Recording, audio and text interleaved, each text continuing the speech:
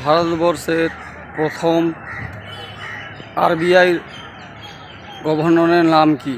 প্রশ্নটি আবারও বলতেছি, ভারতবর্ষের প্রথম আরবিআই গভর্নরের নাম কি?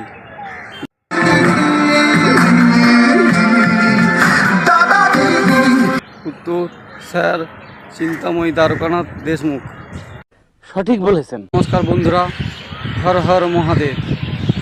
আজ শ্রাবণের শেষ সোমবার। আমি জানি আমার অনেক মহাদেব ভক্ত বন্ধুরা তারকেশ্বরে গিয়ে জল ঢেলে এসেছেন।